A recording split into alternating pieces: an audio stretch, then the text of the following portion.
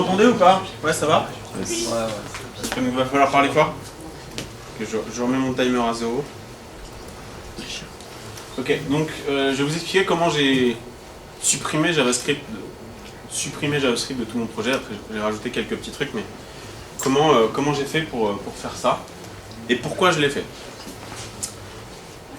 Alors, en 2007, moi j'ai pris ce bouquin-là. Je ne sais pas si vous connaissez ce livre. Enfin, moi je le trouve assez génial. J'étais à l'hôpital, il y avait ce bouquin dans la bibliothèque. Et je me suis dit, je vais le prendre parce que c'est génial ce bouquin. En fait, c'est la référence de JavaScript. Et puis, je vais commencer à le lire. Et puis, si ça se trouve, ça va être sympa. Et j'ai été super agréablement surpris par ce langage que j'ai trouvé vachement sympa.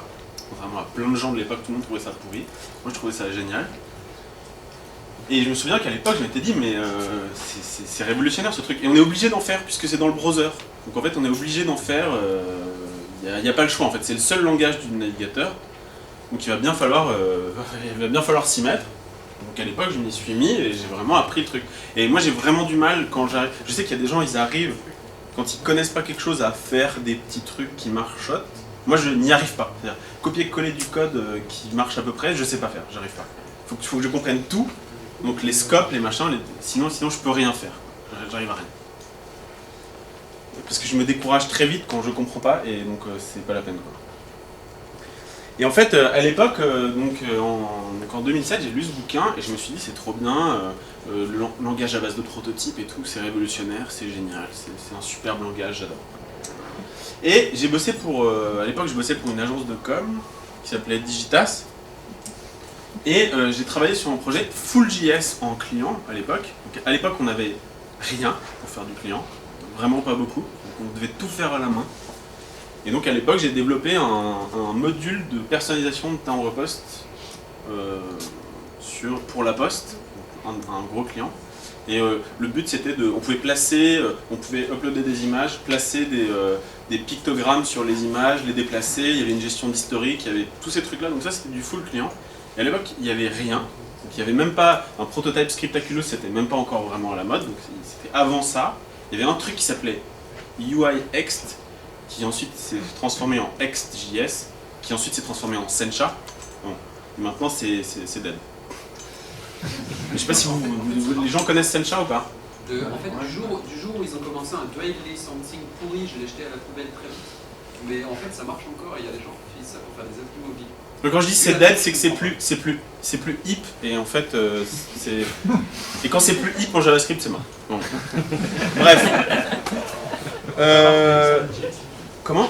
Fais avoir ton avis sur Node.js. Bah, c'est hip encore Node.js. Bah alors IOJS. Ah, mais ça c'est early adopter. Bon, bref. Ce que je voulais dire, c'est que moi à l'époque, je m'étais vachement amusé à faire toute ma gestion en client, de mon historique, de mes objets, de mes trucs. Donc à l'époque, il n'y avait pas de rotation en CSS, on était obligé de les faire en serveur, les rotations. Donc c'était un peu le bordel, mais bon. Bref, j'avais quand même réussi à faire un truc sympa où on pouvait faire une rotation de ces images en client, sélectionner ces objets, les déplacer, faire tout un tas de trucs. J'ai fait ma soutenance à Epitaph. Mes chefs de space n'ont rien compris, c'était du web, c'était bizarre. Bref. J'ai fait ce truc-là à l'époque.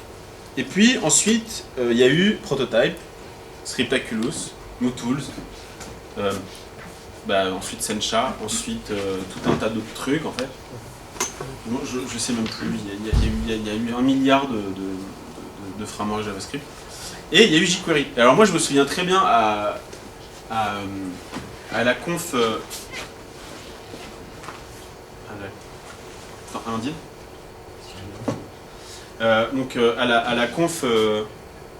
la conf Paris Web, je me souviens très bien d'un mec qui arrive comme ça et qui dit ah ouais, je sais qu'en ce moment Scriptaculous Prototype et Scriptaculous c'est vraiment le truc à faire, mais moi en fait je viens pour représenter jQuery, c'est un petit truc, c'est tout nouveau, personne ne connaît. Bon d'accord, c'est vrai, on peut pas faire des classes, des objets, des machins et tout.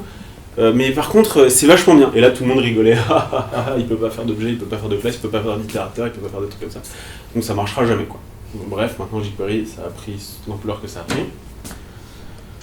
Bref. Et puis maintenant, qu'est-ce qu'on a? On a Ember, Meteor, Backbone, Angular, je sais pas quoi. On a 1 milliard de frameworks, toujours plus géniaux les uns que les autres. Donc c'est quoi le dernier? C'est React. Voilà. Ça prendra un peu plus de temps, tant pis. Bref. Et en fait, voilà, donc il y en a toujours un nouveau. Et c'est cool. Voilà, donc moi ce que j'ai fait, c'est je suis arrivé sur un nouveau projet, je suis arrivé sur un projet open source en fait, de crowdfunding. Donc le but c'était de faire un projet, un méta-service, c'est-à-dire un projet qui permettait de créer des plateformes de crowdfunding. Donc ça s'appelle meepis.com, c'est un projet que j'ai développé pour un client, sur lequel je suis aussi associé. Bref, on a parti d'un projet open source qui était basé sur Backbone. Je ne l'ai même pas cité dans les trucs, mais il y a aussi Backbone. Et en fait, c'était super lent. C'était horriblement lent. Mais d'une lenteur absolue. C'était horrible. Il y avait des développeurs qui étaient passés les uns après les autres. C'était juste, mais immonde, quoi. Donc j'ai dit, mais comment on peut faire pour rendre ce truc... Alors j'ai commencé à essayer d'aller voir dans les vues, dans les machins. Et c'était le gros bordel, il y en avait partout. Les CSS, c'était pareil, c'était immonde. Donc qu'est-ce que j'ai fait? J'ai fait, allez, hop, on supprime tout et on refait un truc en... Enfin, le back-end fonctionnait bien, donc on part du back-end, on fait un truc qui marche bien, et voilà. Et après, on optimise, quoi. Donc j'ai fait ça. J'ai mis Turbolinks. Donc je sais pas si vous connaissez Turbolinks. Qui connaît pas Turbolinks? Ok. Tout le monde plus ou moins connaît. Pour ceux qui ne connaissent pas, juste Turbolinks, en fait, ça permet de faire un one-page application sans écrire de JavaScript, en fait. Donc ça permet, en fait, de... parce qu'un des gros intérêts quand on met du JavaScript, c'est que quand on clique sur un lien, en fait, normalement, le browser, ce qu'il fait, c'est qu'il fait du HTTP, donc il fait appel à une action serveur qui lui renvoie du HTML, et ensuite il l'affiche, et donc c'est pour ça qu'il y a des blancs entre les pages. Là, avec Turbolinks, en fait, ce qui se passe, c'est que c'est votre client qui fait appel à la page en serveur et qui remplace le body par le nouveau body. En fait. Donc, voilà. Ensuite, je me suis dit, mais en fait, c'est vachement sympa parce que comme je fais tout en serveur, je vais pouvoir faire du cache à fond, je vais pouvoir faire je vais pouvoir utiliser tous les outils qui permettent de faire de l'optimisation, typiquement New Relic, RPM, tous ces trucs-là. Ça m'a permis de savoir combien de temps mettaient mes actions pour s'afficher, et surtout, ça me permet de savoir à tout moment qu'est-ce qu'il faut que j'optimise et qu'est-ce qu'il faut que j'améliore. Et en fait, ça, c'est des trucs, ça paraît con, mais quand on n'a pas... c'est des choses qui sont plus compliquées à mettre en œuvre quand on fait du full front. Et en fait, ce qui compte, c'est quand on clique sur un bouton et que le truc s'affiche en asynchrone, c'est vrai que c'est sympa, mais s'il s'affiche en asynchrone et que c'est lent, c'est juste pourri, quoi. Autant avoir un rechargement complet de page, mais que ce soit hyper rapide, quoi. En tout cas, moi, d'expérience, c'est ce que j'ai remarqué. Et après, en fait, pour tous les petits trucs, c'est-à-dire que de temps en temps, dans mes pages, j'ai besoin de JS. Et donc en fait, je fais de l'unobtrusive JavaScript comme on a toujours fait, en fait. Et comme je continue de le faire. Donc je fais des petites améliorations de mes pages. Donc quand j'ai un truc comme ça, je vais me le faire de façon sympa. Là par exemple j'ai un temps qui défile, donc ça je vais faire un module JavaScript qui va faire ça et qui va le faire très bien. Après j'ai pas de push de mon serveur vers mon browser. En fait moi ce dont je me rends compte, c'est que ce push de mon serveur vers mon browser, le cas d'utilisation est finalement assez rare, en fait. En tout cas, d'expérience, c'est assez rare. Les clients, ce dont ils ont besoin, en général, c'est des choses des choses assez simples, en fait. Et qui marchent, et où il y a besoin d'afficher des choses dans des pages, quoi. Enfin, moi, d'expérience, c'est ce que j'ai vu, en fait. Après, le petit module JavaScript qui va faire un truc vraiment précis, et dans ce cas-là, on a besoin de plus de puissance, là, pour le coup, ça a un intérêt. Mais moi, d'expérience, quand on fait tout en JavaScript, ça devient vite très compliqué, et il y a plein de gens qui font du du Angular qui au début disait « Ah, c'est génial Angular, ça résout tous les problèmes et tout ». Et en fait, au bout d'un moment, ça devient très compliqué parce qu'en fait, il y a des appels de... Comment dire ? Il y a des appels de fonctions lambda dans tous les sens, ça devient vite le bordel. C'est pas le bordel. Toutes les applications métiers sur les ordinateurs, c'est comme ça que ça marche. C'est-à-dire tous les trucs clients, c'est comme ça que ça marche. Mais le web, on a la chance de pouvoir générer les trucs en serveur là, et moi je trouve que ça améliore la rapidité de développement de façon hallucinante, quoi. Voilà, donc c'était un petit peu mon petit talk. Alors quand j'ai parlé de ça alors il y a Patrick Aljord qui est pas là ce soir, c'est lui qui a créé Angular JS Paris, et je lui ai parlé de mon talk parce que je lui ai dit viens je vais parler d'un truc marrant et tout. Il m'a dit mais tu fais pas de one pager en 2015, mais t'es un hipster mec. Donc ça c'est le mec qui a fait Angular JS Paris. Bref. Donc voilà, donc si vous voulez être des hipsters, enlevez tout le JS de votre app, c'est trop fashion quoi. Non mais en fait c'est toujours des allers-retours en fait, c'est-à-dire que des fois il y a des gens qui enlèvent, des fois il y a des gens qui remettent, et au final on a toujours plus ou moins fait ça. Tu te souviens de notre prof de culture générale, comment il s'appelle ? C'est Payon, non ? Oui. Donc, déjà à l'époque il nous disait ouais en fait... moi, à mon époque, il y avait déjà des trucs comme ça, de clients-serveurs, c'est-à-dire qu'il y avait les mainframes et il y avait les terminaux qui faisaient plus de trucs. Et après, il y a eu les terminaux qui faisaient beaucoup plus de choses et les mainframes qui faisaient moins de choses. Et petit à petit, il y a des allers-retours comme ça tout le temps. Donc voilà, moi j'ai décidé de faire ce retour-là. Voilà.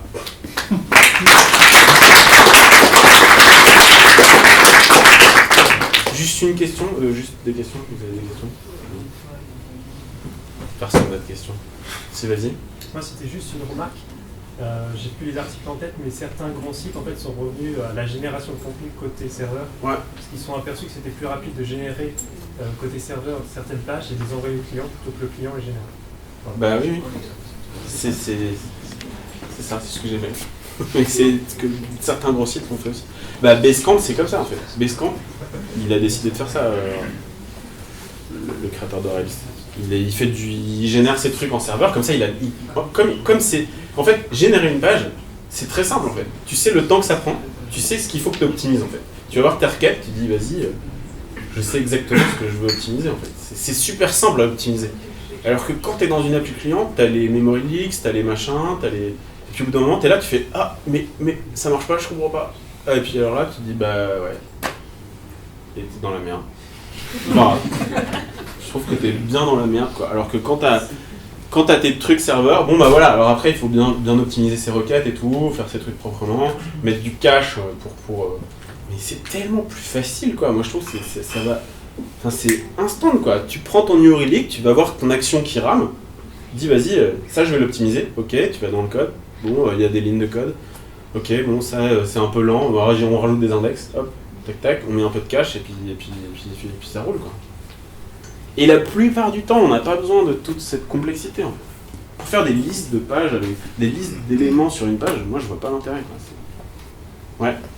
Moi j'aimerais savoir ça donne quoi, est-ce que tu utilises Turbolinks en prod? Ouais. Et est-ce que ça monte pas la mémoire du navigateur? Parce que ce que J'ai jamais eu aucun problème de ça. C'est qu'en fait il garde toutes les références de JS et il fait ça pas très bien.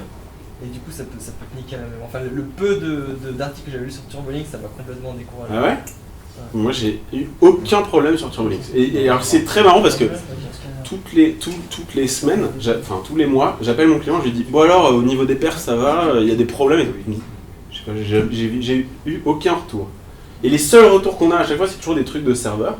On les traite, on améliore un peu, donc on passe de 500 millisecondes sur certaines actions à 200 millisecondes. Et là hop c'est bon, ça remarche, c'est nickel, puis ils sont contents et puis voilà. Parce que ça par contre ça joue vachement, hein, les 200 millisecondes ou les 300 millisecondes ça change tout, quoi. Ouais, vas-y. Ouais, pour moi elle n'est pas contradictoire ta thèse Non. avec celle de Météor. Mais non. Enfin, vous êtes d'accord pour dire qu'il y en y a un truc qui arrive, que ça fait du net hype, dont les lecteurs des communautés ringards en du rail. Je caricature. Non, il n'a pas dit ça. Non, mais c'est comme ça qu'il est expliqué. Mais après, pour moi c'est pas contradictoire dans le sens où moi ce que j'ai retenu d'un espèce de lecteur qui m'a vraiment intéressé, pour être honnête, c'est pour des applications en temps réel en fait. Ouais. Voilà. Mais on fait pas que c'est un type d'application quand on fait du temps réel. On fait pas que du temps réel. Je pense que c'est ce que tu dis. C'est ce que je dis. Et en Voilà. fait, le truc, c'est que la plupart du temps, on en fait pas. Voilà. Est-ce que tu vois d'autres domaines d'application que le temps réel pour faire du JavaScript? Oui, faire des modules de timbre-poste où tu peux déplacer les trucs et où tu peux faire des cancels sans avoir à reloader ta fin. Voilà. Avec des petits trucs sympas. Voilà, ça a une utilisation, bien sûr. Ouais. Ouais, juste un commentaire rapide par rapport à ce que tu disais. Je pense qu'il y a un cas de figure où quand même c'est assez pertinent. C'est à partir du moment où on a des applications mobiles natives, surtout en fait avoir le serveur qui a un boulot très simple, c'est exposer une API JSON REST et il communique ensuite avec X clients qui consomment tous la même API et qui ensuite vont être développés avec toutes les technos qu'on veut, en JS, en Objective-C, en Java, enfin ce qu'on veut. Je pense que ça a clairement des vertus. Tout ce que tu expliquais sur l'optimisation des appels, on garde toute cette liberté-là. Au final, ce qui prend du temps, c'est rarement le rendering, que ce soit le JSON ou l'HTML. Donc, renvoyer du JSON ou renvoyer de l'HTML, en fait, quand tu as des problèmes de perf, ça ne se situe pas à ce niveau-là. Tu as tous les bénéfices que tu évoquais. Et ensuite, ça laisse une liberté aux différents clients d'utiliser les technos qui sont les plus appropriés pour chaque business. Et je pense qu'en plus, avec la mode des objets connectés qui arrive, etc., on va aller de plus en plus vers probablement des serveurs qui font uniquement du JSON. Moi, j'en suis pas du tout sûr de ça. Moi, je pense que... Parce qu'en fait, le web, ça devient tellement facile, en fait. Je voulais faire une presse sur Materialize. Je sais pas si vous avez testé ce framework CSS. C'est juste une tuerie. C'est trop beau. Et je l'ai intégré, en fait, sur Job Board Maker, là, sur le truc de Job Board. C'est vraiment trop beau et en fait c'est responsive, ça marche trop bien sur mobile et ça te permet de faire des effets de transition entre tes trucs, enfin, c'est juste une tuerie, c'est pas du tout buggy, enfin, en tout cas de ce que j'ai vu c'est pas du tout buggy, c'est porté par Google et ça déchire quoi. Et juste, alors après bien sûr tu peux te dire oui je fais du client et du serveur, ou alors tu peux te dire je fais mon truc et c'est trop beau et en plus ça marche sur tous les devices, sur beaucoup de devices. Et voilà quoi. Mais c'est un choix en fait. Enfin, pour moi, il n'y a pas de vérité là-dedans. Et juste un dernier truc à propos de Rails qui serait moins hip. Juste un dernier truc. Regardez le nombre de commits sur juste Rails il y a 2 ans. Revenez il y a 2 ans en arrière dans l'historique sur GitHub. Et regardez aujourd'hui et regardez quand est-ce qu'il y a eu le plus de commits. Vous allez voir que c'est pas du tout mort comme projet. Au contraire, c'est juste, ça a juste explosé en fait ces 2 dernières années. Donc, voilà. Bon, putain, ça n'a pas duré 5 minutes. Hein. Désolé. Next, on enchaîne.